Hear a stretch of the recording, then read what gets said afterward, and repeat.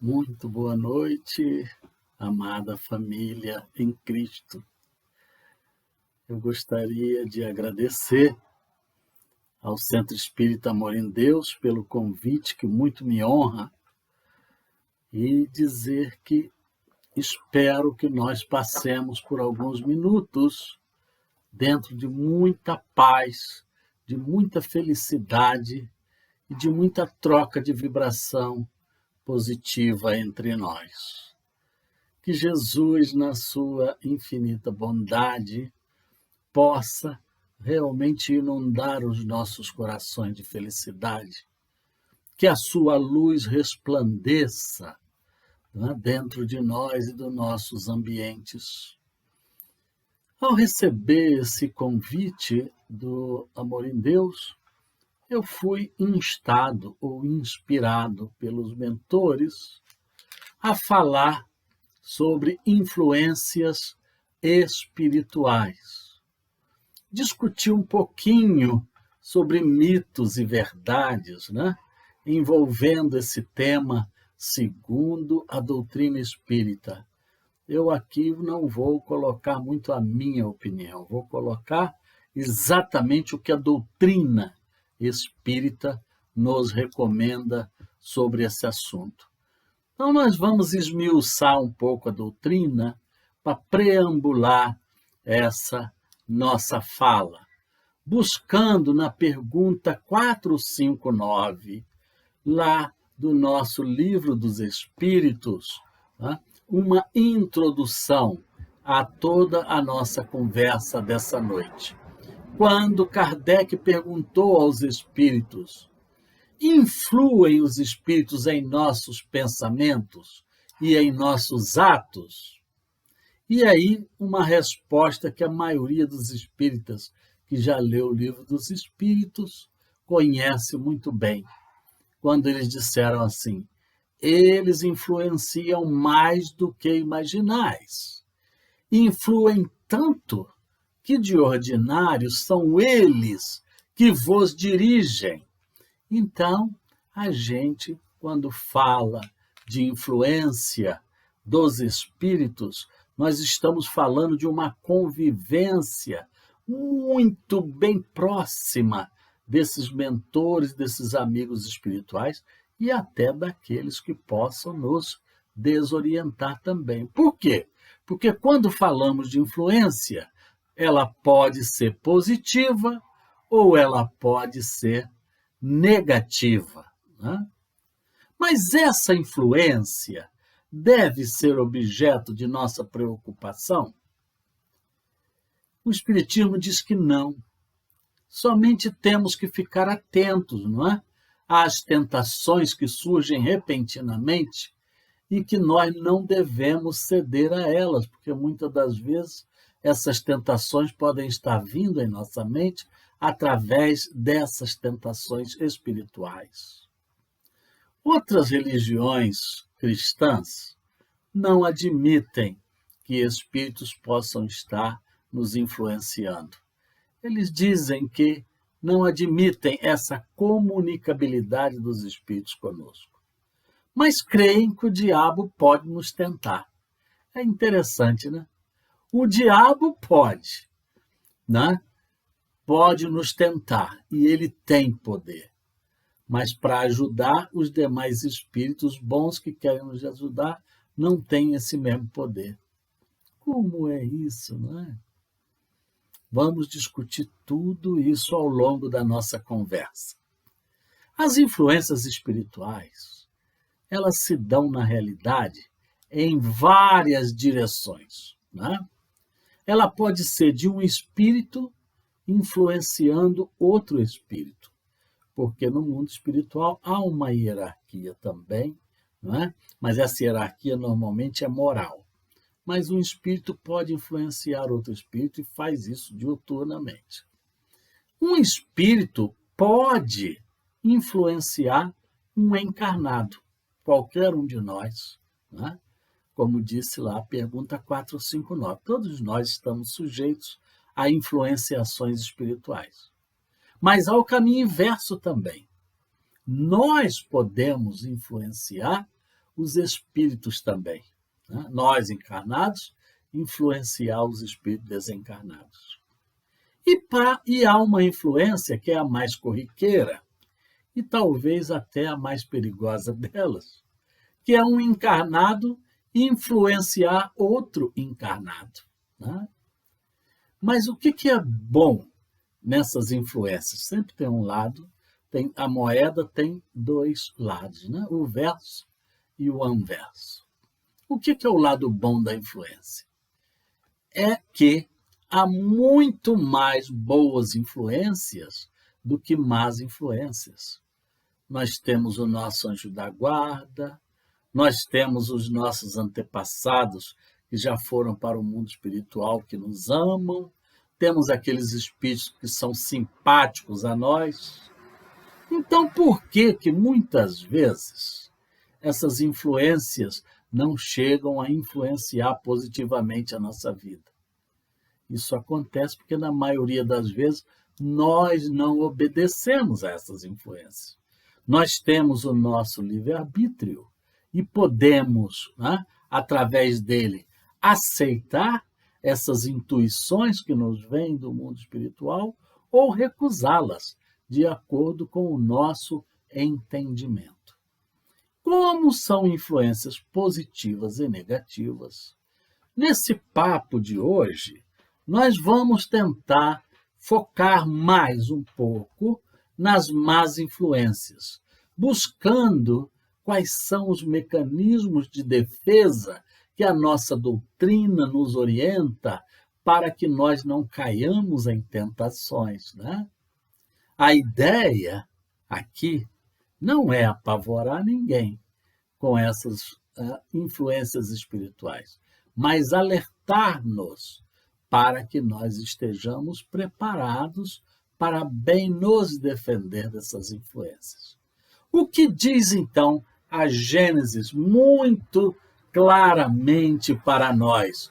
Muitas são as razões que levam um espírito a nos influenciar.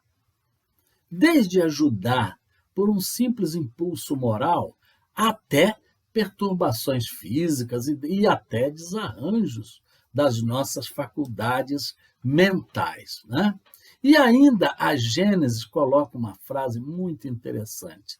Ela diz assim: pululam a terra ou povoam a terra os maus espíritos em consequência da inferioridade moral dos habitantes.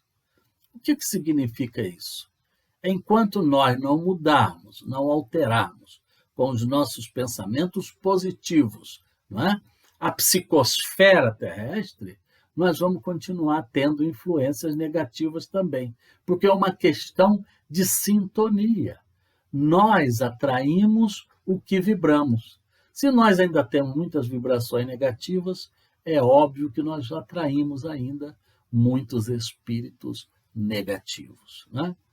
Mas hoje, a própria ciência, não só o espiritismo, a própria ciência tem se curvado diante dessa realidade. Muitos são os psiquiatras envolvidos em pesquisas profundas, né, sobre essas influências espirituais, como Carl Wickland, Arthur Gindahan, Adam Cadbury, além da doutora Edith Fiore, que talvez seja a mais famosa. Todos eles creem na subjugação que espíritos submetem a alguns seres humanos. A doutora Edith Fiore, por exemplo, tem um livro, ela lançou um livro chamado Possessão Espiritual. E ela, com as suas pesquisas profundas que realizou, ela chega a citar vários efeitos causados, que uma das causas são as influências espirituais. A fadiga, a exaustão, a enxaqueca, a insônia, a cãibra, as cãibras de uma maneira geral, ansiedades, fobias, melancolia, incitação a drogas, a fumo, a álcool, né? Mas nunca nós devemos atribuir quaisquer um desses problemas unicamente aos espíritos. Não podemos transferir para os espíritos a responsabilidade pelos erros que são nossos. Não é? Isso não é o espírito que é culpado de eu estar desequilibrado. Não. Não é? Nós, de alguma maneira, com as nossas vibrações, é que atraímos esses espíritos. Nós detectamos quando um espírito está nos influenciando. A maioria das influências nós não detectamos. Eles são atraídos pelas nossas vibrações. Ninguém se identifica conosco por acaso. Se ele está envolvendo a gente, alguma razão existe. Né? Mas aí cabe uma pergunta muito interessante. Como sabem os espíritos os meios melhores de nos influenciar? Para responder a essa pergunta, nós vamos lançar mão do Livro dos Espíritos de novo, na pergunta 457, quando eles respondem assim: eles desvendam os vossos pensamentos mais secretos, até o que queríeis esquecer. Pensemos um pouco, vamos nos ater um pouco nessa questão, meus irmãos, para raciocinar. Se os espíritos, e há influências positivas e negativas, isso significa que basta estar desencarnado para que um espírito possa ler os nossos pensamentos ou as nossas intenções. No mundo material, enquanto encarnados, para nós o pensamento é algo fluido, né? Fluido, está no ar. Agora, no mundo espiritual, isso se solidifica, ele enxerga os nossos pensamentos e as nossas intenções. Se eles podem desvendar esses pensamentos, as nossas ações, o que nós estamos imaginando, daí eles traçam seus planos para nos influenciarem. Na pergunta seguinte, que complementa essa, que é a 457A, ele diz assim: quando vós pensais que estáis sós, uma multidão vos observa e influencia. Ou seja, com o volume de espíritos desencarnados que estão em torno de nós, em todos os lugares da Terra, né? Dentro da nossa atmosfera terrestre, tem tanto espírito que em todos os momentos, praticamente, eles estão perto de nós. E não raro, são muitos espíritos que estão ali, às vezes, nos influenciando. E muitas das vezes até lutando, um tentando influenciar negativamente e o outro tentando nos demover, né, dessas tentações. Aí saltamos para a pergunta 465, porque tem todo um capítulo no Livro dos Espíritos que fala sobre as influências espirituais. E aí Kardec pergunta aos espíritos: para que um espírito nos induz ao mal? Qual é a finalidade? E eles responderam: para que sofrais como ele sofre. Vejam bem, se eu estou sofrendo e eu sou ainda um espírito inferior, eu fico muito triste quando eu vejo alguém feliz perto. Eu quero trazer para que ele fique triste como eu. Aí Kardec, na 465A, que complementa essa pergunta: mas isso lhe diminui o sofrimento? Diminui o sofrimento do espírito? Eles dizem não. Mas ele faz isso por inveja, porque ele não pode ver ninguém feliz. Ele não pode ver o semelhante feliz. O que acontece aqui entre nós na Terra acontece no mundo espiritual, porque só por perder o nosso vaso carnal, a gente não muda o nosso estágio moral. E quantos aqui dentre nós também invejam o outro por ele estar feliz, e ao invés de ele também tentar ser feliz, né? Se juntar àquele exército da felicidade, ele quer puxar aquele que está feliz para ficar infeliz como ele, para ficarem os dois sentados na sarjeta chorando. É impressionante como isso tem entre nós encarnados e tem entre os desencarnados.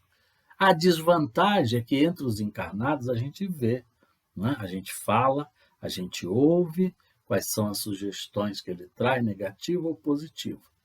Já quando tem um desencarnado envolvido, muitas das vezes, para aqueles que não são médios videntes ou audientes, né? Ele ou ouvintes, eles simplesmente não sabem que estão sendo influenciados por esses espíritos. Mas não há como negar. Se o próprio Cristo, e tem vários relatos bíblicos sobre isso, expulsou os espíritos, claro que eles estão aí a nos influenciar. Né? Mas há muitos mecanismos de defesa também, como nós veremos ao longo da nossa conversa desta noite. O espírito Sheila, numa bela mensagem, ela mostra vários sinais que podem indicar a queda de alguém por provável influenciação espiritual ou por alguma obsessão. Um dos sinais é a impaciência. Quantas vezes nós estamos com um colega dirigindo o carro, né? E ele para num sinal atrás de outro, e o sinal abre e diz: ô imbecil, você não está vendo que o sinal já abriu? Não sai não, sai da frente, rapaz, seu burro, presta atenção. À toa, do nada, você gera aquela vibração negativa sem necessidade. Ele nem está ouvindo, o motorista que está na frente do outro carro, nem está ouvindo aquilo que você está falando, mas você está gerando vibrações negativas. Quem sofre em primeiro lugar? Você próprio, né? Muitas das vezes influenciado por espíritos. Outra coisa que Sheila nos alerta: esse tipo de pessoa, quando está influenciado, muitas das vezes acha que a sua dor é maior do que a de todo mundo. Ela diz: ah, meu Deus, eu não sei por quê. Isso só acontece comigo. Eu noto que a minha dor é maior que a de todo mundo. Não sei o que eu fiz a Deus. Outros veem maldade em todos, né? Qualquer coisa que aconteça, está andando pela rua, dá uma esbarrada, às vezes um companheiro passa por nós, dá uma esbarradinha, oh, me perdoe. Eu não vou perdoar, não. Eu sei que você fez isso de propósito. Você fez isso só para me humilhar. E aí daí arruma uma confusão, um desequilíbrio, uma desavença, a troco de nada.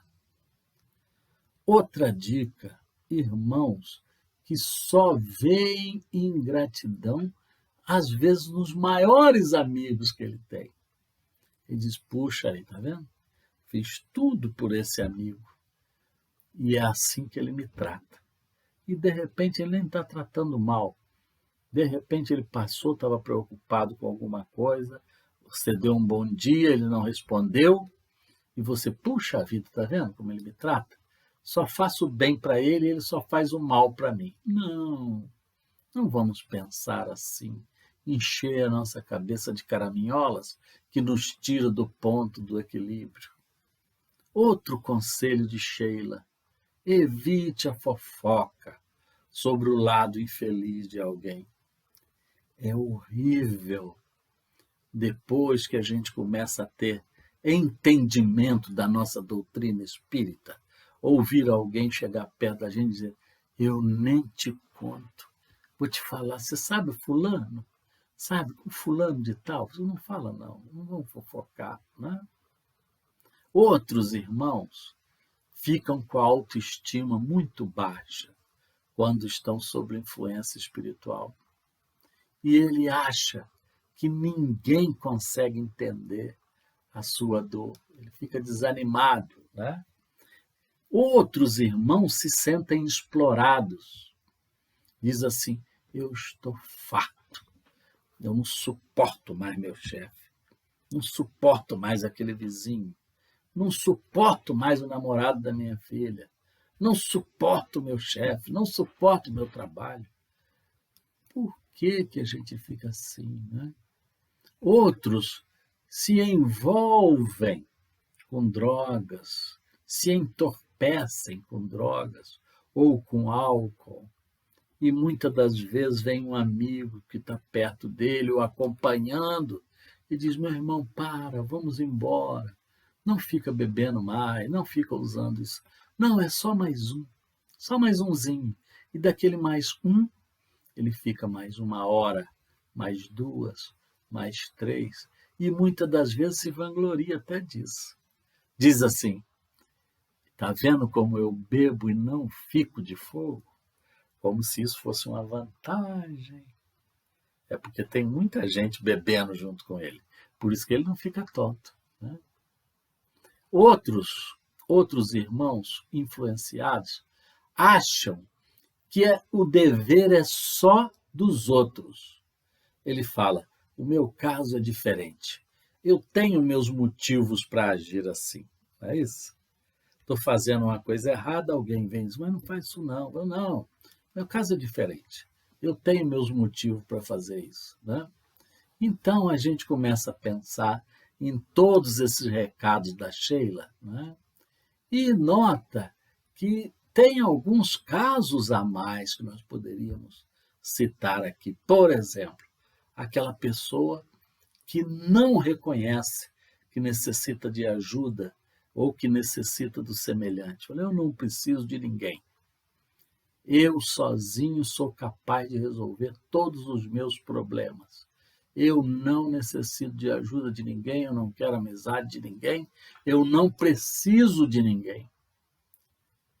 E normalmente esse tipo de pessoa, quando cai, ele adora o isolamento, ele é não sociável, ele não quer se envolver com as pessoas, ele fica no canto dele. Isso é um perigo. Nós precisamos trocar vibrações de amor para que nós possamos crescer do ponto de vista moral e espiritual, não é? Aí, nesse momento, nós apelamos para o nosso Evangelho segundo o Espiritismo. Quando ele diz assim que cada imperfeição é uma porta aberta para as más influências, né? O mal é que os atrai e o bem é que os repele. Olha bem, cada imperfeição é uma porta aberta. Nós deixamos a nossa porta escancarada para as más influências cada vez que erramos. Então, o mal é que atrai esses espíritos negativos, mas o bem os repele. Quando você está na prática do bem, na prática do amor ao próximo, esses espíritos não se sentem atraídos. Muitas das vezes a pessoa fala: alguém fez uma macumba, por isso que tem um espírito aqui em cima de mim, eu estou sentindo que tem um espírito prejudicando. Não é verdade. O espírito só vai se sintonizar com você se você vibrar exatamente igual a ele. Se você vibra ódio, você atrai um espírito odioso. Se você vibra medo, você atrai um espírito medroso. Se você vibra fé, você atrai um espírito corajoso que te incentiva ao crescimento espiritual, não é? Então, a nossa luta maior não é contra os espíritos. Deixa eles estarem perto de nós. Quando você está numa multidão entre os encarnados, numa cidade muito movimentada, naquele burburinho, você não sabe quem é bom ou ruim. Vai depender do que você atrair para você, não é isso? Você atrai aqueles espíritos que você quer. A mesma coisa acontece com os espíritos desencarnados. Se você está em paz, está em equilíbrio, você não vai mexer com os brios desses espíritos que queiram que sejam perturbadores da nossa paz. Então a nossa luta não é contra eles, é contra nós mesmos, contra as nossas inferioridades, contra as nossas limitações, não é? Muitas doenças, meus irmãos, que nós temos, né, são consequências do mal físico que a gente tem. Limitações no fígado, um coração que não funciona direito, um rim que não funciona direito. E a obsessão, ela advém de uma doença moral, de uma doença espiritual, não é isso? Então, o Kardec, curioso, quando os irmãos espirituais começaram a criar esses alertas, né, contra essas más influências, perguntou, né, é a pergunta 467. Kardec perguntou assim: pode o homem eximir-se da influência perniciosa de um outro espírito? E eles responderam: claro que pode, sim. Um espírito só se apega a quem o chama pelo seu desejo ou o atrai pelos seus pensamentos iguais. Então, muitas das vezes, nós atraímos espíritos doentes, espíritos com necessidade. Vamos dar um exemplo prático de quando nós atraímos pelo nosso desejo. Eu tenho uma tia, um amigo que desencarnou em dificuldade, muito doente, muito dificultoso, passando por uma série de necessidades, ou por limitações físicas, ou mentais, ou espirituais, ele desencarnou. Mas eu não consigo tirar esse amigo da minha cabeça. Fico, meu Deus, que saudade me dá daquele irmão, coitado, morreu sofrendo tanto, morreu isso e aquilo, não dá, eu não sei, como é que pode? Por que Deus levou esse irmão? Aí o que está acontecendo? O irmão que está lá, às vezes até sendo tratado no mundo espiritual, é atraído pelo nosso pensamento como um imã e vem para junto de nós. Aí ele morreu com um problema de coração. Nós começamos a sentir uma pressão no peito. Meu Deus, falei, estou sentindo uma pressão no peito. Mas você que o atraiu. Você que o atraiu, invocando esse espírito o tempo todo. Se você sente saudade de um irmão que já partiu, ore por ele. Peça a Jesus que tome conta dele. E não fique lamentosamente, né, reclamando a sua ausência. Isso você atrai. Né? Ou quando você pensa, como diz a resposta dos espíritos. A primeira é quando eu chamo por ele. A segunda é quando eu tenho um pensamento afim. Eu estou vibrando ódio por alguém. Se você está vibrando ódio por alguém, você atrai algum espírito que vai te incentivar a ter mais ódio ainda. Tá? Mas aí cabe uma pergunta. Que meios nós podemos utilizar para neutralizar essas influências espirituais? E aí a resposta está lá na resposta da pergunta 469 do Livro dos Espíritos. Praticando o bem e pondo em Deus toda a vossa confiança, ou seja, agir no bem e ter uma fé inabalável em seu coração. Se nós temos fé e praticamos o bem, nada vai nos abalar, nada vai nos levar ao ponto de desequilíbrio. Né? Então, meus irmãos, na realidade, depois que nós estudamos esse capítulo todo do Livro dos Espíritos, lemos conselhos do Evangelho, da Gênesis, de todo o Pentateuco Espírita e mais de toda a nossa doutrina, nós sabemos qual é o remédio para evitar essas tentações. Nós temos a solução em nossas mãos. O que nos falta, então? Falta praticar, não é isso? É igual Jesus diz, amai a Deus sobre todas as coisas e ao próximo como a ti mesmo. Nós sabemos que esse é o maior mandamento, Mas muitas das vezes nós não cumprimos isso. Ao invés de amar o semelhante, nós o odiamos, nós o invejamos, né? Nós o desconjuramos. Isso traz, sim, alguma dificuldade para o irmão e dificuldade principalmente para a nós. Para nós. Vamos, pelo amor de Deus, abandonar definitivamente esse ciclo vicioso que nós trazemos de várias encarnações. A gente erra, depois se arrepende. Aí logo em seguida a gente erra de novo, pede perdão a Deus pelo que fez, se arrepende. Daí a pouco está errando de novo. Nós precisamos quebrar esse círculo vicioso. Parar com isso, não é? Por quê? Se nós estamos nos arrependendo, é porque nós temos consciência do erro cometido, ou não. Ué, eu me arrependi do que eu fiz, é porque eu tinha consciência que aquilo estava errado. Eu tenho consciência que aquilo está errado. Mas num momento de impetuosidade ou de influenciação, que eu cedo a essa influência, eu cometo o desatino e depois me arrependo daquilo. Então, meus irmãos, se vale um conselho para todos nós, isso vale para mim também, né? Nós temos que pensar 2 vezes antes de tomar qualquer decisão. Mormente se essa decisão pode ir em direção de acabrunhar o outro, de perturbar o nosso semelhante, provocar no outro alguma sensação, né, de não liberdade, de tristeza ou de amargura conosco.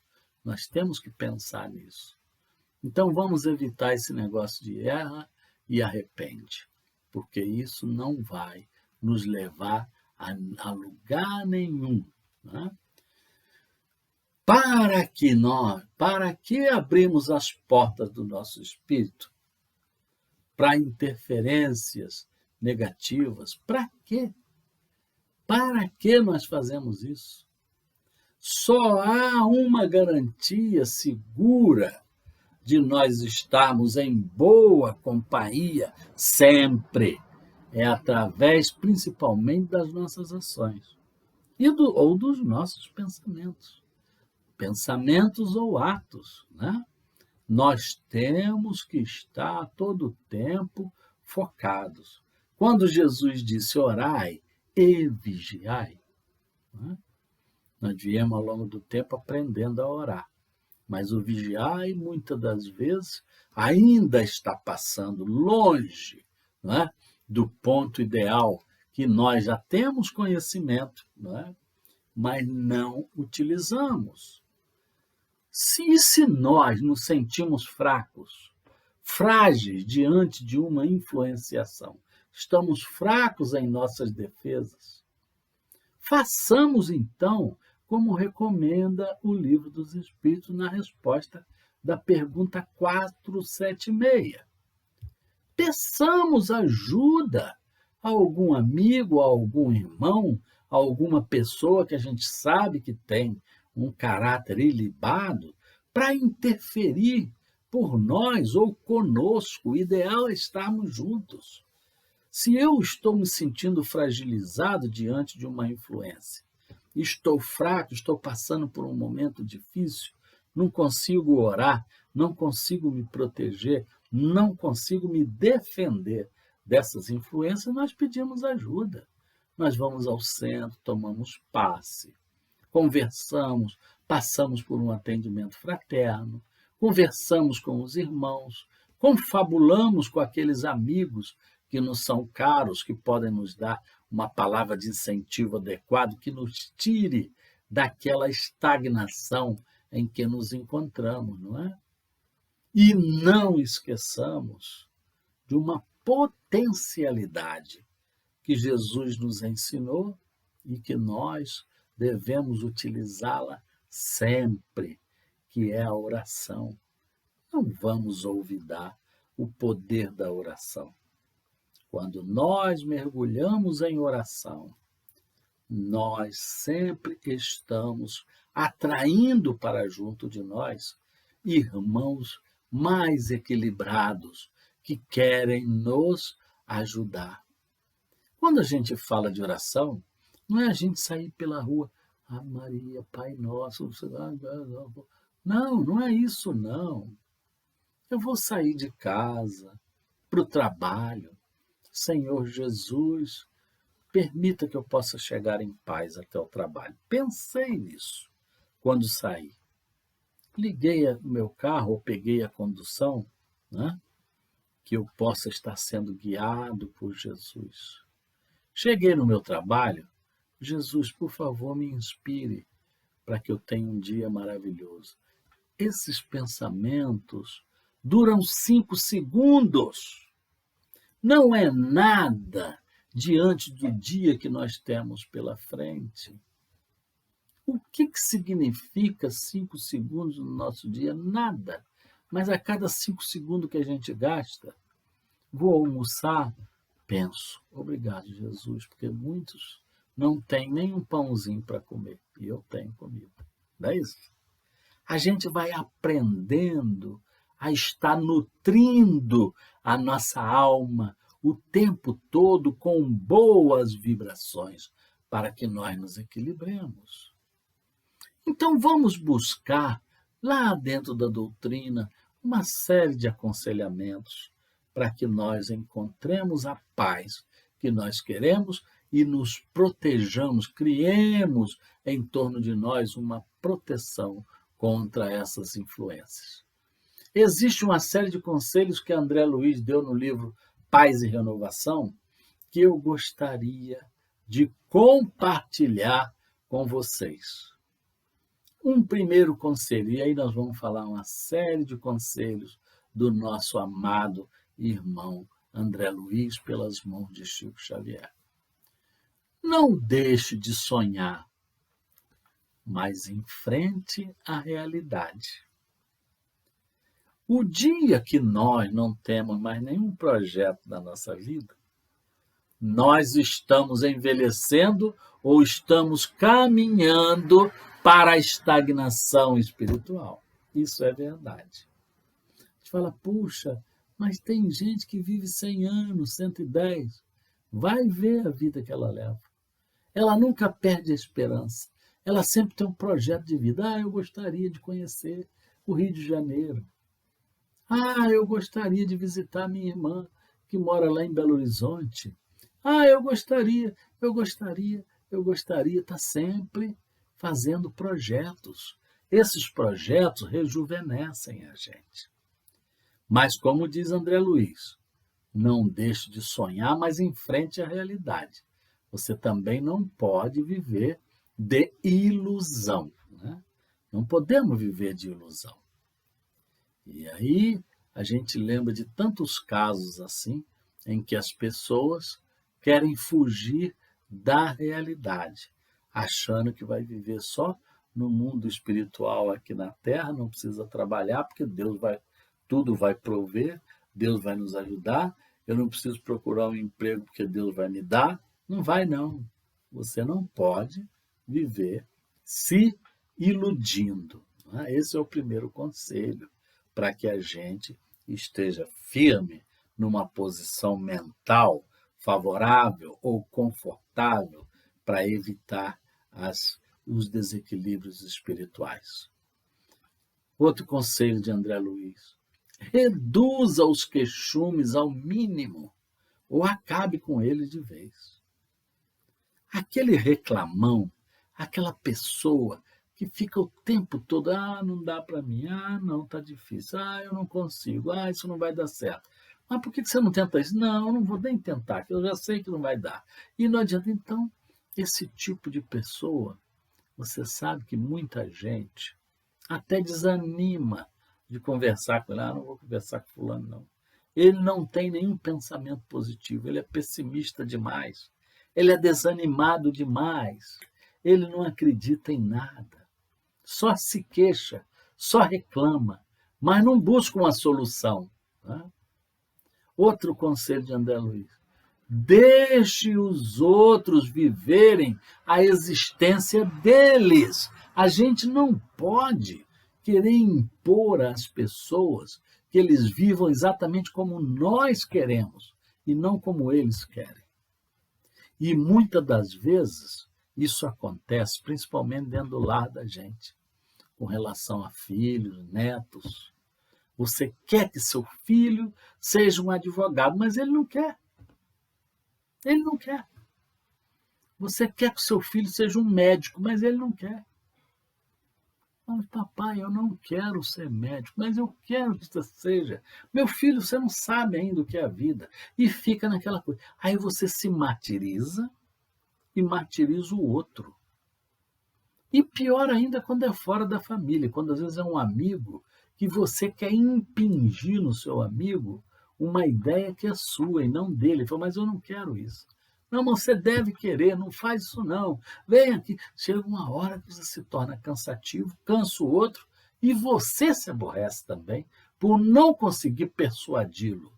Lembremos-nos que, mesmo que nós sejamos educadores dos nossos filhos, dos nossos netos, dos nossos alunos na escola, em qualquer lugar, eles têm a personalidade deles. É nosso dever aconselhar, levar o recado, pedir inspiração para que nós consigamos transmitir da melhor maneira possível a nossa experiência para o outro. Agora, se ele vai usar aquela experiência ou como ele vai usar, isso é um problema dele, mesmo quando se trata de um filho. A gente não consegue.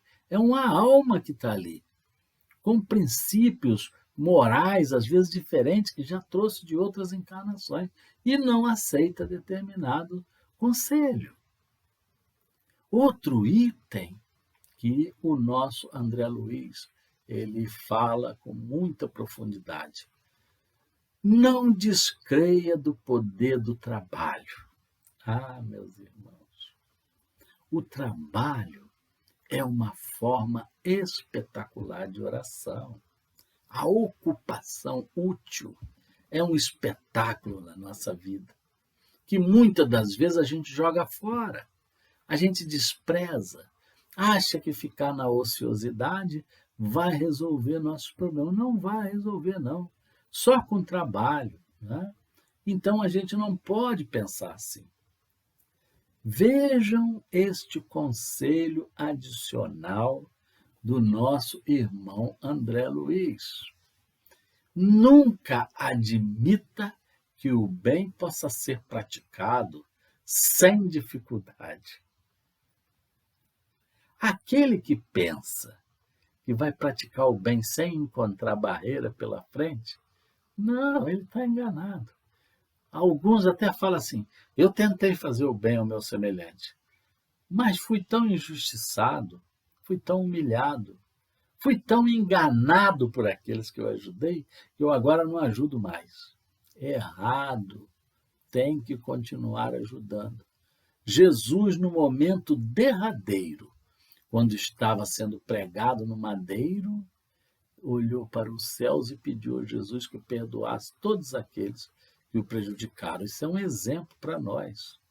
Não é porque um ou outro vai falar mal da gente, ou vai brigar com a gente, ou vai ser mal agradecido, que você vai parar de trabalhar e ajudar as pessoas a fazer o bem. Não é fácil não, meus irmãos, entendeu?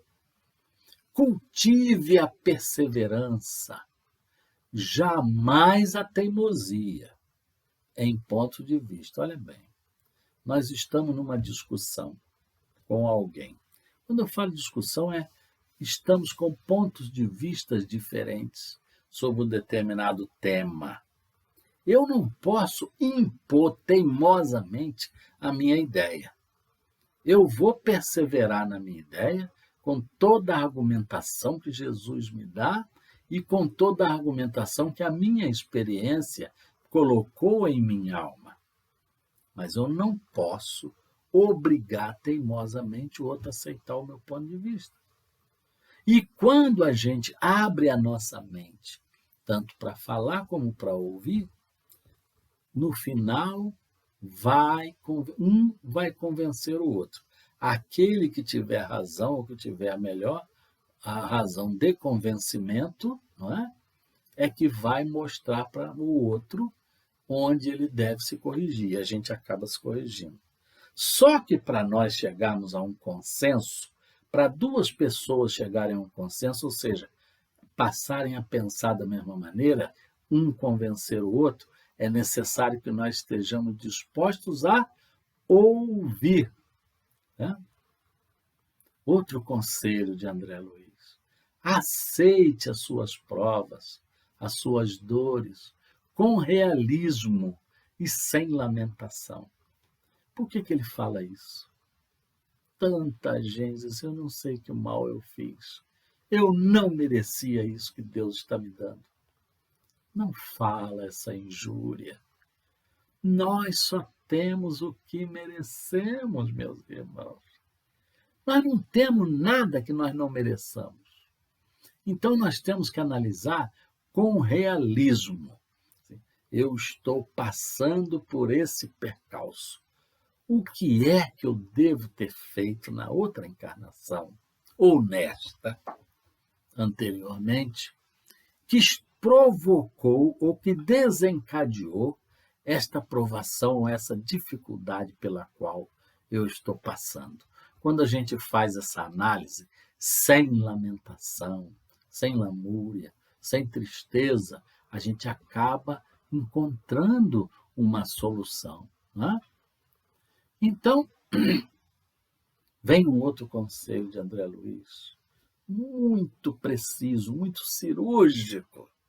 Ele diz assim: convença-se que você só solucionará os seus problemas se não fugir deles. Tem gente que diz assim: eu não vou subir de elevador, porque eu tenho medo danado de elevador. Meu irmão, minha irmã, você só vai vencer o medo de elevador se você andar nele. 1, 2, 3, 10, tremendo de medo. Na 10ª vez você vê: não tem nada demais. Eu não viajo de avião porque eu morro de medo. Deus me livre. Depois que você anda 1, 2, 10, 20 vezes, não tem nada demais, não.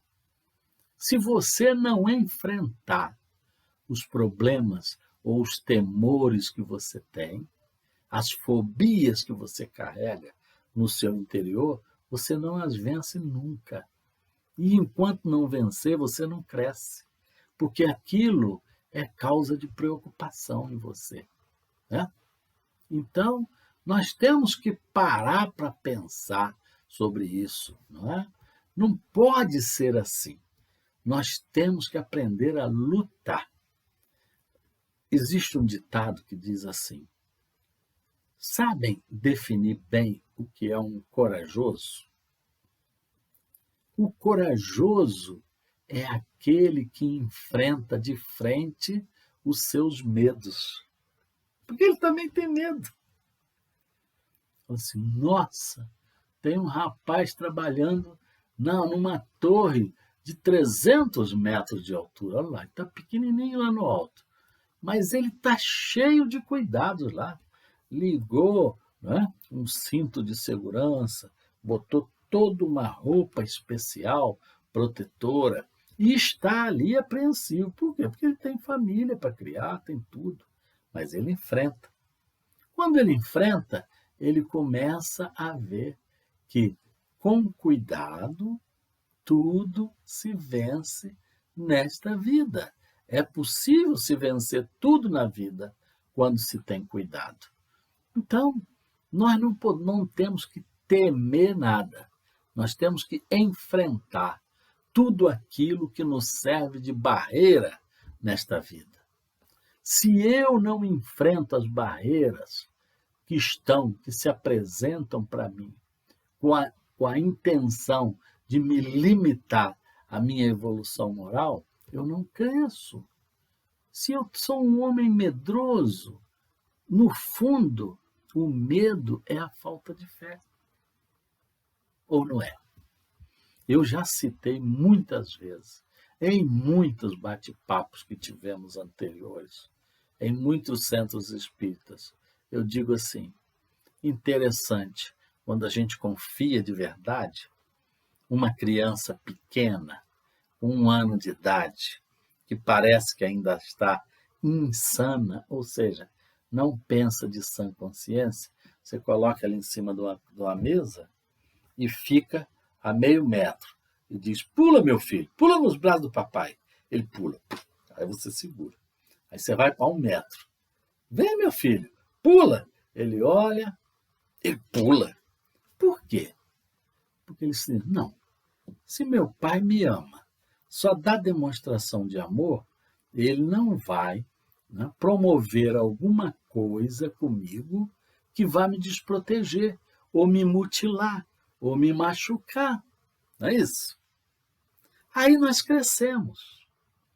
Continuamos bebês do ponto de vista espiritual. Continuamos crianças ainda, infantis ainda, em muita coisa, inocentes, sem entender exatamente o que se passa conosco, quais são as nossas necessidades evolutivas. Mas não esqueçamos de que existe um Pai, o nosso Deus Criador, Ele nos criou, que está dizendo: venha, meu filho, venha para mim, porque eu vou te ajudar. Venha todos vós que estáis atordoados, que eu vos aliviarei. Não é assim? Todos vós que estáis cansados, venha para mim, que eu vos alivio. Exatamente como aquele pai pede o filho para pular. Mas a gente não se entrega nos braços de Deus e de Jesus. A gente esquece que, se estivermos com Jesus, nós vamos sentir toda a confiança. Se eu estou no aconchego do Mestre, no abraço do Mestre Jesus, eu vou dizer: nada vai me faltar, nada vai me desequilibrar, nada tem condições de me tirar do ponto de equilíbrio. Vocês acham que, se tem junto de mim um espírito com a intenção, né, de me tirar do meu ponto de equilíbrio, quando vê a minha firmeza de pensamento, a minha fé em Jesus, vendo que está projetando do meu pensamento, né, uma vibração amorável para com o Mestre, sintonizando o Mestre Jesus, vai dizer: aí eu não tenho nenhuma chance de influenciar esse espírito. É isso que acontece na prática. Aí ele vai procurar quem? Alguém mais fraco, ou alguém que nem é mais fraco, mas que está fraquejando. Ele fica esperando o momento de a gente fraquejar para dar o bote. É igual aquela cobra que está quietinha ali esperando. É igual o tigre. O tigre, quando vai caçar, ele fica parado igual uma estátua. Até que o alce se distrai, ele vai dar o bote e pega. Não é isso? Os espíritos fazem a mesma coisa com a gente. Se eles querem, de alguma maneira, nos influenciar negativamente, não será nos momentos que nós tivermos com a melhor sintonia possível, não será nessa hora que ele vai nos atacar, que ele vai tentar nos influenciar negativamente. Então, como eu falei para vocês, tantos são os amigos espirituais que todos nós temos, independente de ser mais evoluído, menos evoluído, melhor, pior, todos nós temos anjos da guarda, todos nós temos irmãos espirituais que velam por nós, que gostam de nós, antepassados nossos que já se foram, nossa vovó, nosso vovô, nosso titio, às vezes nosso papai, nossa mamãe, que já estão do outro lado, tentando nos ajudar e velar por nós. Mas, para que eles possam nos ajudar, é necessário que nós façamos a nossa parte. Fazendo o quê? Sintonizando as vibrações de amor que eles querem nos oferecer. Para que nós sintamos as vibrações de amor que são enviadas na nossa direção, é necessário que nós vibremos amor. Tem que ser frequências iguais para estarem vibrando em sintonia, senão fica em descompasso. Eu vibro amor, ele vibra ódio. Eu vibro ódio, ele vibra amor. Não vamos nos encontrar. Isso forma onda, né? Quando nós estamos em descompasso, forma onda que nos derruba.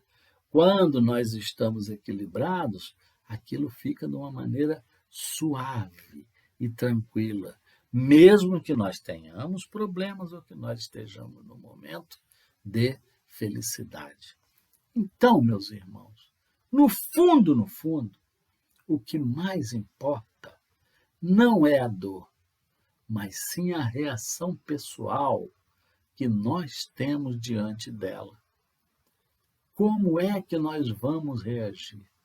Muitas das vezes, o que mais alegra a nós e a Deus não é chegar ao destino, é o que nós fizemos ao longo do nosso trajeto. Como é que nós viajamos nesse trajeto para chegar ao ponto final, lá na frente. Isso é que vai valer. Com trabalho, com muita vontade no coração, contando com a ajuda dos mentores espirituais, amigos, nós vamos chegar lá, mas com humildade, reconhecendo que nós precisamos uns dos outros, nós temos que estar irmanados num só coração. Individualmente, nós somos muito frágeis. Nós somos fracotes ainda, do ponto de vista espiritual. Agora, quando nos unimos, várias pessoas fracas, eu sozinho não consigo empurrar um carro. Mas se juntar 4 pessoas como eu, que eu sozinho não tinha condições, 4 pessoas que têm a mesma força que eu, não precisa ter mais, não. Nós vamos dividir esse peso por 4 e nós vamos empurrar o carro. Tudo nós podemos vencer. Se temos condição de vencer sozinho, vamos vencer. Se temos condição de ajudar a quem está mais necessitado do que nós, vamos ajudar. E se nós estamos nos sentindo fraquejados, vamos buscar ajuda. Agora, sempre com pensamento otimista, sempre acreditando que hoje é melhor do que ontem e que amanhã será melhor do que hoje. Porque o que os espíritos superiores, o que Jesus, o que os nossos mentores, os nossos anjos da guarda olham em nós, são as nossas intenções. Se eu carrego a boa intenção de vencer, eu venço. Porque não me falta incentivo, não me falta carinho, não me falta bênção e misericórdia de Jesus para me incentivar a crescer, a estar no caminho reto, a não perder o foco. Eu não devo perder o foco. Alguns podem dizer, mas isso é muito difícil. É muito difícil ficar todo o tempo em paz, todo o tempo equilibrado. A gente sabe disso. Nós, no estágio em que nós nos encontramos, várias vezes nós tropeçamos. Mas o que é que a gente faz quando estamos numa corrida contra o tempo ou contra nós mesmos?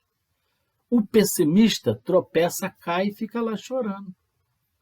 O otimista tropeça, cai, levanta, limpa a poeira e vai em frente. Este vai, com certeza, encontrar de Jesus o incentivo e a força que necessita para travar e vencer a maior das batalhas que existe, que é a batalha contra as nossas próprias imperfeições. Que o nosso Mestre nos inspire cada vez mais a permitir que essa doutrina maravilhosa possa continuar nos doando as lições adequadas para que nós encontremos um caminho que nos leve de uma maneira mais segura a até o coração dileto do nosso Mestre, transformando cada um de nós naquele soldado que luta no campo de batalha todos os dias para encontrar e para disseminar essa paz entre todos os semelhantes. A terra só vai mudar quando cada um de nós, individualmente, contribuir para o todo, com alegria, com felicidade e com fé no coração. Fiquem todos na paz de Jesus. Obrigado pela oportunidade e que levemos conosco essa paz por toda a nossa vida. Sempre com trabalho no bem. Obrigado, meus irmãos e irmãs. Até a próxima.